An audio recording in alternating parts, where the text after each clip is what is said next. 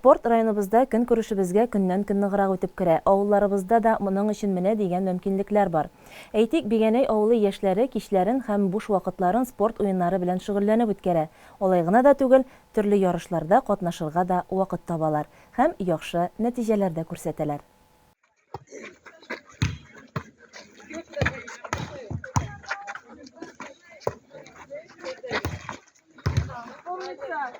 Узган шимбәдә Сатыш авыл җирлегенә керүче Аккүл Бигәнәй авылында, авыл клубы янында урнашкан спорт мәйданында хатын-кызлар арасында волейбол уеннары булып узды.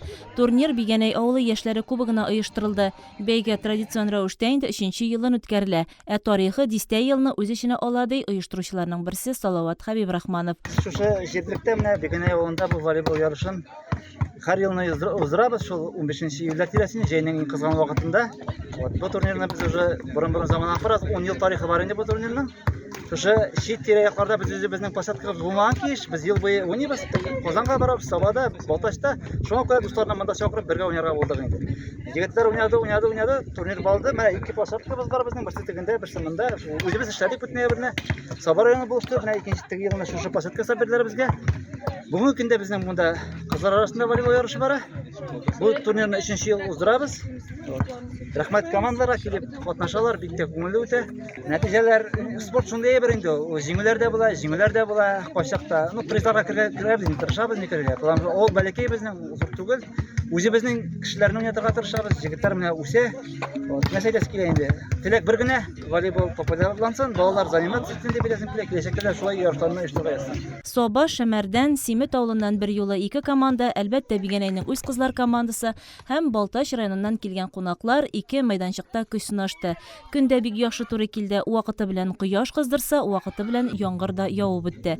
Шунда ук кызларны кайнар чәй белән сыйлар өчен самавырда кайнатырга куйдылар. Тәмле ризыклар да әзерләнде. Командаларның яхшы әзерлекле булуы уеннарны да кызыклы итте. Шуңа күрә алар бик киеренке һәм озак барды. Бигәнәй кызлары турнирны инде 2 ел рәттән җиңгән булганнар. Командада эшләүче яшьләр дә, уку йортлары студентлары да бар.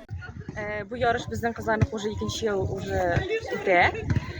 Башка елларны ул малайларныкы белән булганда, бу ел без хотели аны әзрәк кенә үзләштерергә и вот кызларныкын аерым үткәрергә булдык. Мин Казанда 98 мәктәптә эшлим, укытучы булып, физкультура укытучысы. Хәзерге вакытта мин отпускада. Менә калса иң көчләре Шәмәрдән белән Балтач. Алар күбрәк безгә карата тренировка итәр. Безнең Бигәнәйдән без үзебез эшләр битәр кызгына, калганнар башка авыллардан инде. Шуңа безнең атнага тренировкалар 2 пятница, суббота гына. Балтач районы кызлары да яхшы кәеф һәм җиңүгә омтылыш белән килгән иде. Без основном шул волейбол ярышында гына инде. Бүтән вид төрле спортлар әлегә юк. Пока шул волейбол. Нинди ярышларга барганыгыз бар? Республика сельский ярышларына. Результатлар нинди соң? Зоналардан чыгабыз, но урынга алып кергән юк, әле төрлечә була. Шаймы, бүген нинди фикер белән килдегез? Беренче урын алырга дип килдек. Традицион волейбол уеннарының инде нәтиҗәләре белән дә танышыйк. 4нче урынны быел Саба кызлары яулады. 3нче баскычка Шәмәрдән командасы урнашты. 2нче урынга Балтач кызлары лаек булды. Ә менә Бигәнәй командасы быел да сынатмады һәм кабат җиңүгә иреште. Күчмә кубок тагын алар кулында калды. Призерларга оештыручылар тарафыннан грамота һәм акчалата бүләкләр тапшырылды.